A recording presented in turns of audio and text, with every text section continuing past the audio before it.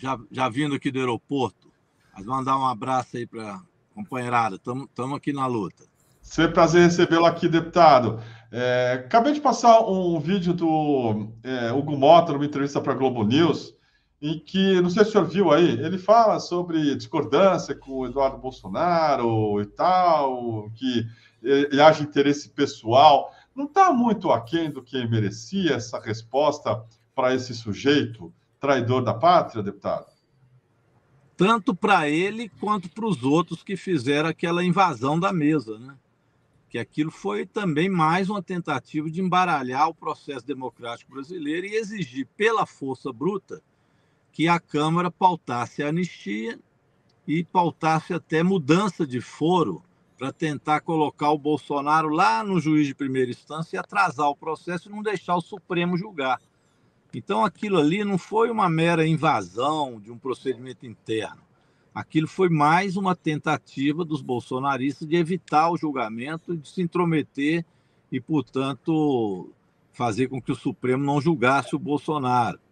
Isso é crime também, que é impedir a justiça de ter, por forma violenta, a exercer o seu direito e a sua função constitucional. Intromissão em outro poder pela violência. Foi isso que esses deputados fizeram. E aí o presidente Hugo Mota, eu vi também nessa mesma entrevista que ele deu para a Globo News, ele dizendo que vai esperar que dê um prazo de 45 dias, porque muita gente participou, então isso não podia ser rito sumário, tinha que dar o prazo de defesa. Realmente ele vacilou e muito nisso, viu? Mas em relação a esse tema não é a primeira vez, eu já fiz essa crítica. Vamos lembrar que ele colocou para votar aquela questão em relação à Ramagem, para que o Ramagem, que é deputado, mas que era na época dessa tentativa de golpe, de todo o processo, ele era diretor da BIM, eles tentaram fazer com que ele não fosse julgado pelo Supremo, ou seja, que a Câmara impedisse o Supremo de julgar o Ramagem, e como o processo dele era o mesmo do Bolsonaro, no entendimento deles, evitaria também o julgamento do Bolsonaro. E ele colocou isso em votação. E o Centrão todo votou com isso. Então, e o Supremo, evidentemente, disse que isso era tudo inconstitucional e manteve o julgamento. Mas não é a primeira vez que os deputados da extrema-direita, nesse caso que eu citei, com a ajuda do Centrão, tentaram interferir no Supremo Tribunal Federal, fazer obstrução de justiça e evitar o julgamento do Bolsonaro.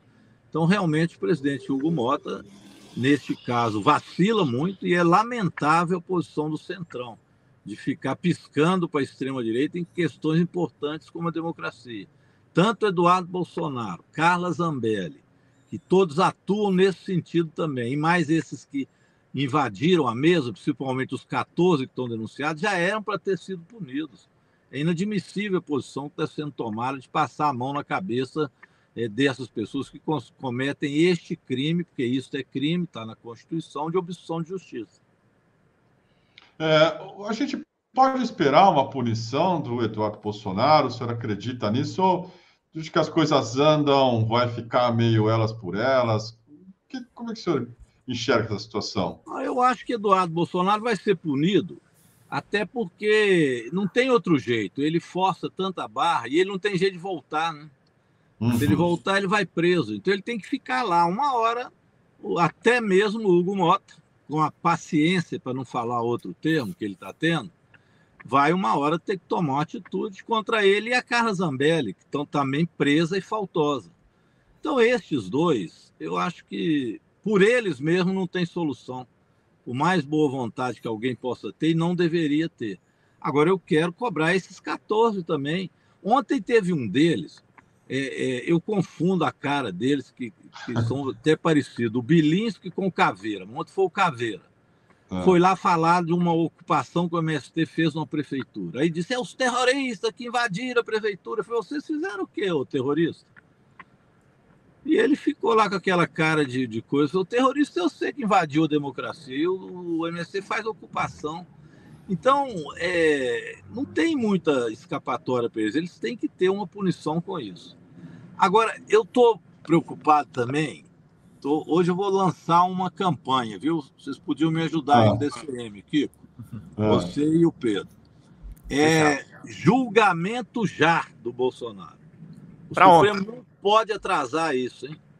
Ontem acabou o prazo para que fosse apresentado pelos réus do primeiro caso, que são os mandantes da tentativa de golpe, do crime, incluindo o primeiro deles, Bolsonaro. Ontem terminou o prazo para que eles apresentassem as considerações finais da Justiça, as alegações finais. Apresentaram as alegações finais, que, aliás, não tinha nada de novo. Reiteraram aquele blá, blá, blá, se dizendo democratas, todos esses que tentaram golpe. Mas se acumularam mais provas ainda contra Jair Bolsonaro. E já se pode marcar a data. Então, nós temos que fazer agora uma pressão no Supremo Tribunal Federal para marcar o julgamento já. Não dá para ficar esperando chegar setembro, passar de setembro, porque senão eles vão aprontar outras. É preciso que a gente vá lembrando tudo que eles fizeram, desde conversar com hacker para fingir que a urna eletrônica era fraudável, na casa do Palácio, né, da Alvorada, lá com o presidente e o hacker, colocar caminhões para barrar as estradas quando o Lula ganhou a eleição, antes do Lula ganhar a eleição, tentar evitar que o nordestino votasse, depois ocupar a frente dos quartéis pedindo intervenção militar, tentaram colocar bomba, aliás, colocaram bomba que não explodiu no aeroporto de Brasília, incendiaram ônibus no dia da diplomação do presidente Lula, quebraram um monte de coisa, chegou no 8 de janeiro, quebraram tudo, Eduardo Bolsonaro fugiu, o Bolsonaro pai fugiu, agora estão com tarifaço dos Estados Unidos, enfim, é uma série de coisas e agora terminaram com essa invasão para tentar obrigar a votação pela força da anistia ao Bolsonaro. Então eles são capazes de tudo e vão tentar de novo criar balbúrdia. Então não se pode esperar mais, é hora de marcar o julgamento e agir com rapidez para evitar que os golpistas ganhem força. Com fascista não se brinca para que eles não se criem, não é isso? Então acho que a campanha julgamento já está na ordem do dia. Perfeito, vamos fazer isso. Até porque vai se criando uma série de factoides e balões de ensaio para favorecer o Bolsonaro. O Hélio Gaspari soltou no domingo, falando que o Fux poderia pedir vista do processo. Não sei se o senhor viu, mas nós lemos aqui com o Lênio Streck, e o Lênio falou, olha, isso aí não está sendo nem aventado, é balão de ensaio, é fake news de outro modo.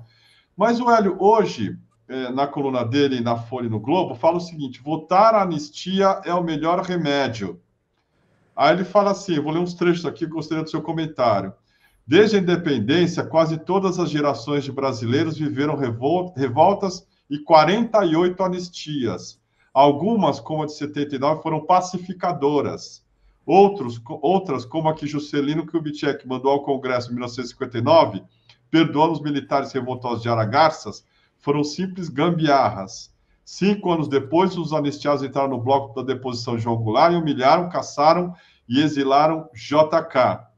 E ele segue aqui. Fica a pergunta: a anistia dos golpistas de 2022, 2023, pacifica como a de 79 ou ressuscita rebeldes como a de 59? Como a história ainda está quente, cada um tem a sua opinião, mas conceder ou negar uma anistia é atribuição do Congresso. Votá-la é o melhor remédio. O que o senhor acha disso? Eu acho que tem que fazer o julgamento e, evidentemente, manter o processo de pena para eles. Não se deve dar anistia para esses golpistas, porque o que o Hélio Gaspari poderia ter um esforçozinho para compreender é que eles continuam ameaçando o país, ou ele não está vendo isso? O tarifaço do Trump não é para desestabilizar o Brasil economicamente? Claro, óbvio que é. Claro. É uma extensão. O motim que o senhor falou... Um motim para desestabilização do parlamento, portanto, de do processo democrático. A anistia seria a desmoralização do Supremo Tribunal Federal, outra desestabilização de outro poder da democracia. Ou seja, eles vão criando fatos atrás de fatos e eles esperam que, a partir daí, isso se transforme numa desestabilização econômica, social e política do Brasil. Para que isso? Para, a partir daí, surgir alguma possibilidade golpista. No 8 de janeiro, eles esperavam as intervenções das Forças Armadas e falavam que as Forças Armadas seria o poder moderador no Brasil. Imagina isso. Agora, o poder moderador é o Trump, né? Que, aliás, agora foi para cima dos mais médicos, já tentou interferir também na questão das tarifas, no próprio Supremo Tribunal Federal, e quer fazer uma intervenção na política brasileira. E eles falam isso constantemente. Então, se você anistia essa turma que está ainda tentando dar o golpe, é você dizer a eles: deem o golpe. Ora, basta que o Gaspar faça uma análise aí recente da história brasileira, ou mesmo agora, dos fatos que estão se acumulando, para ver que essa anistia é, evidentemente, colocar o país nas mãos dos golpistas e numa aventura de desestabilização, de caos social, para do caos surgir um regime autoritário. Isso é óbvio que é a estratégia da extrema-direita.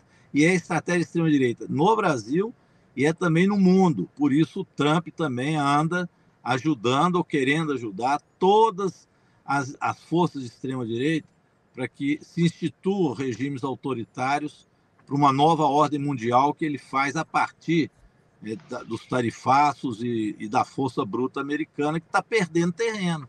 Então é o imperialismo querendo se impor de outras formas. Se o Gaspar quiser ajudá-los, é uma boa oportunidade de falar em anistia e essa bobajada que vem falando.